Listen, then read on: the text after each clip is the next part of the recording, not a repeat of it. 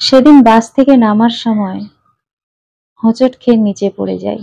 সবাই আমাকে তাড়াতাড়ি করে ধরে তোলে, কিন্তু আমার পায়ের এমন অবস্থা হয়েছিল যে আমি পা পেতে হাঁটতেই পারছিলাম না। অনেকক্ষণ সবাই মিলে আমার পাটা জল দিয়ে ভালো করে ডলে দেয়। তারপরে আস্তে আস্তে আমি উঠে দাঁড়াতে পারি। কোনো মতে গাড়ি ধরে বাড়ি ফিরে আসি। বাড়ি ফিরে পায়ের এই অবস্থার কথা সবাইকে জানালাম। আমার স্বামী বলল, একটু ধীরে ধীরে তো নামতে পারো, এত তাড়াহুড়ো কেন করতে গেলে? আমি বললাম, তাড়াহুড়ো নয়, নামতে গেছি, পিছন থেকে কেউ একজন তাড়াহুড়ো করতে গিয়ে আমাকে ঠেলে দেয়, সেই জন্যে হোঁচট খেয়ে নিচে পড়ে যাই। আমার শাশুড়ি মা বলল, তুমি সারা জীবনই একরকম, একটু ধীর স্থির নও, সবসময় তুমি একটু বেশি চঞ্চল। একটু আস্তে আস্তে নামতে কি হয়েছিল? জানোই তো পড়ে গেলে কি হতে পারে। এখন সমস্ত কাজ সামলাও, বলে রাগে গড়গড় করতে করতে চলে যায়। বুঝতে পারলাম আমার শাশুড়ি মায়ের ঘাড়ে একটু বেশি চাপ পড়ে গেছে। সংসারের কাজগুলো তো বেশি করতাম আমি, যেহেতু আজকে থেকে সেটা করতে পারবো না কিছুদিন, যতদিন না পা সারবে। তাই আমার শাশুড়ির একটু সমস্যা হচ্ছে। আমার স্বামী বলল, চলো ডাক্তারের কাছেই নিয়ে যাই, এটা ফেলে রাখা ঠিক হবে না। ডাক্তারের কাছে গেলাম। ডাক্তার বলল, পুরো রেস্টে থাকতে হবে, কোথাও যাওয়া যাবে না, কোনো কাজ করা যাবে না, হাঁটা চলা এখন খুব কমিয়ে দিতে হবে কিছুদিনের জন্য। ব্যাস, সমস্যা আরো তৈরি হলো। শাশুড়ি এটা শোনার পর নিজের কপাল চাপড়াতে লাগলো আর বলতে লাগলো, এমন একটা মেয়ে একটু ধীর স্থির ভাবে চলাফেরা করতে পারে না, এমন একটা বড় সমস্যা তৈরি করে দিল, পিছনে এখন টাকা ঢালো আর সংসারের সমস্ত কাজ এখন তুমি করো। আমি আমার শাশুড়ির কথাগুলো শুনে অবাক হয়ে যাই। আমার স্বামী বলল, মা তুমি এরকম করো কেন? কোনো বিপদ কোনোদিন কি বলে কয়ে আসে? হয়ে গেছে, এরকম কি এর আগে কখনো হয়েছে যে তুমি এক কথা বারবার বলে যাচ্ছ? আমার শাশুড়ি তখন বলল, তুই চুপ কর, তোর আর সাফাই গাইতে হবে না। আমার স্বামী তখন বলল, তোমার যদি কাজে সমস্যা হয় তুমি ছেড়ে দাও, আমি করে দেবো। আমার শাশুড়ি বলল, হ্যাঁ হ্যাঁ, তুইও অফিস টফিস সব বন্ধ করে দিয়ে ঘরে বসে থাক, বউকে সেবা কর। আমার স্বামী তো আরো রেগে গেল। কোনো মতে আমি তাকে ঠান্ডা করলাম। প্রায় মাসখানেক আমাকে রেস্টে থাকতে বলেছিল ডাক্তার, কিন্তু 2-3 দিন রেস্টে থাকার পর মনে হচ্ছিল আমি যেন কত বড় একটা পাপ করে ফেলেছি, যে আমি চুপচাপ এই শুয়ে আছি আর আমার শাশুড়িকে সব কাজ করতে হচ্ছে। আমার শাশুড়ি সব কাজ করছে আর গজগজ করেই যাচ্ছে। কান মাথা সারাক্ষণ যেন জ্বালা করতে লাগলো। আমি সিদ্ধান্ত নিয়ে নিলাম আর বিছানায় শুয়ে থাকবো না, টুকটাক কাজকর্ম করতে থাকি বলে আমি আস্তে আস্তে উঠে রান্না বান্না সবকিছু দাঁড়িয়ে দাঁড়িয়ে করতে শুরু করলাম। যে পায়ে ব্যথা সে পাটা একটু উঁচু করে হাঁটতে লাগলাম। আমি যখন রান্না বান্না করতে থাকি আমার শাশুড়ি তো বেশ খুশি যে আমি উঠে রান্না বান্না করছি। যখন আমি রান্না করি আমার শাশুড়ি মা ঘরে বসে বসে টিভি দেখে। সন্ধ্যার সময় আমার স্বামী যখন ঘরে ঢুকলো, দেখলো আমি রান্না করছি, আমাকে বলল, তুমি রান্না করছো মানে? তোমাকে এখন পুরোপুরি রেস্টে থাকতে বলেছে ডাক্তার, অন্তত 1 মাস, আর তুমি সেখানে সবে 3-4 দিন হয়েছে উঠে রান্না করছো? আমি বললাম, সব কাজ মা একা পারে, কিছু তো করতে হবে আমাকে, তাই আমি রান্নাটা অন্তত দাঁড়িয়ে দাঁড়িয়ে করি। ও বলল, সুস্থ হতে চাও না সারা জীবনের মতো শুয়ে থাকতে চাও? যদি সারা জীবনের মতো শুয়ে থাকতে চাও তাহলে করো, আর যদি সুস্থ হতে চাও তাহলে যে যা খুশি বলে বলুক, নিজের শরীর আগে নিজেকে বাঁচাতে হবে। স্বামীর কথা শুনে মনে মনে তাই ভাবলাম, সত্যি তো, আমার শাশুড়ি এখন এরকম ব্যবহার করছে বলে আমি থাকতে পারছি না শুয়ে। কিন্তু ডাক্তারের কথা না শুনে আমি এই কাজ করে যদি আমি শুয়ে থাকি সারা জীবন, তখন আমার কি হবে? আমার স্বামীর কথা আমার শাশুড়ি শুনতে পেয়েছিল। বলল, "এত যদি যত্ন, তাহলে এক কাজ কর, শ্বশুরবাড়িতে নিয়ে চলে যা। এখানে থাকতে হবে না। এখানে থাকলে আমি এত লোকের কাজকর্ম, রান্না-বান্না কিছু করতে পারব না। আমার কষ্ট হয়। যদি রেস্টে থাকতে হয়, বাপের বাড়ি গিয়ে রেস্ট নিক।" আমার স্বামী বলল, "ঠিক আছে, তাই হবে।" বলে পরের দিন আমার স্বামী আমাকে নিয়ে চলে গেল। মায়ের কাছে গিয়ে ১ মাস পুরো রেস্টে ছিলাম। এই ১ মাসের মধ্যে আমার শাশুড়ি একবারও আমার খোঁজ নেয়নি। আমার স্বামী যে ১ মাস ছিল আমার সঙ্গে তা নয়। সে বাড়িতেই থাকত। মাঝে, মাঝে গিয়ে আমার সঙ্গে দেখা করে আসত। কোনোদিনও আমার স্বামীর কাছেও আমার কথা জিজ্ঞেস করেনি। ১ মাস পর যখন বাড়ি ফিরব, মনে যেন কেমন একটা সংকোচ হতে লাগলো যে ওই বাড়িতে আমি ঢুকবো কি করে? ১ মাস সেখানে পড়েছিলাম। আমার শাশুড়ি কোনো খোঁজ নেয়নি। আমি যদি এখন বাড়িতে যাই, আবার যদি কথা শোনায়, আমার স্বামী বলল, "ভয় পেও না, আমি তো আছি। কিছু বললেই বাড়ি থেকে বেরিয়ে যাব।"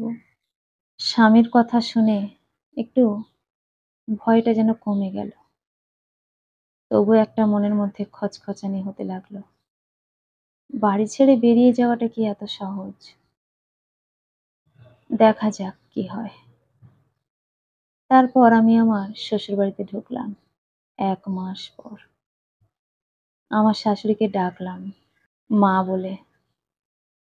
দেখলাম আমার শাশুড়ি মা ঘরের ভিতর থেকে আওয়াজ দিল, কিন্তু বাইরে এলো না।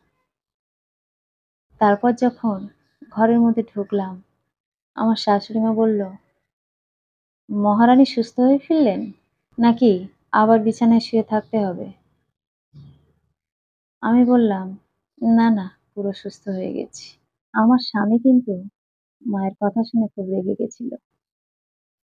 আমি তার হাতটা টিপে ইশারা করলাম, "কিছু বলো না।" তারপর আমি আমার ঘরে গেলাম। আমার শাশুড়ি মা বলল, "সুস্থ যদি হয়েই যাও, তাহলে রান্নাটা বসাও। সারাদিন অনেক কষ্ট হয়েছে আমার।" আমি বললাম, "ঠিক আছে মা।" তারপর বলল, "আমার জন্য ১ কাপ চা করে নিয়ে এসো, জামাকাপড়টা ছেড়ে।" আমি বললাম, "ঠিক আছে।" আমার স্বামী বলল, "কোনো চা করতে হবে না। চুপচাপ বসে থাকো। এখন ০.৫ ঘন্টা রেস্ট নাও, তারপরে হবে।" আমি আমার স্বামীর কথায় যেন আশ্বস্ত হতে পারলাম না। মনে, মনে ভয় হতে লাগলো। আবার যদি কথা শোনায় আমার শাশুড়ি। তাই ১০ মিনিট পর চা করতে গেলাম। চা করে শাশুড়ির কাছে নিয়ে গেলাম। আমাকে বলল, "কি কাজকর্ম আর করতে ইচ্ছে হচ্ছে না? চা করতে বলেছি ১০ মিনিট আগে। এখন চা নিয়ে আসছো?" আমি বললাম, "একটু রেস্ট নিচ্ছিলাম। সবে ফিরেছি তো।" আমার শাশুড়ি মা বলল, "হ্যাঁ, হ্যাঁ, তা তো হবেই। বড়লোকের মেয়ে, বড়লোকের বউ, শুধু রেস্ট নিয়েই যাও। কাজকর্ম করে কি হবে? আমি করে যাচ্ছি সবকিছু। তোমাকে কিছু করতে হবে না।" আমি তখন আর থাকতে পারলাম না। আমি বললাম, "আপনি কি চান? আমাকে খাটিয়ে, খাটিয়ে মারতে চান? পায়ের এরকম অবস্থা, তবুও আপনার মুখে এমন, এমন কথা যে আমি থাকতে পারলাম না, উঠে রান্না করতে শুরু করলাম। সেটা দেখে আপনার ছেলে বকতে বাপের বাড়িতে চলে গেলাম। সেখানে গেছি বলে আপনার রাগ। বাড়িতে ঢুকতে না ঢুকতেই মহারানী বলে সম্বোধন। আমাকে কি আপনি মহারানীর মতো রেখেছিলেন? সমস্ত কাজ করে, করে খেটে, খেটে দম বেরিয়ে যেত। আমার পায়ে যেভাবে লেগেছে তাতেও আপনার কোনো কষ্ট নেই। পরের মেয়ে বলে কোনো দুঃখ নেই, কষ্ট নেই, তাই না? বাড়ির বউকে কি ভাবেন? ঝি ভাবেন। সারাক্ষণ শুধু কাজকর্ম করে যাব।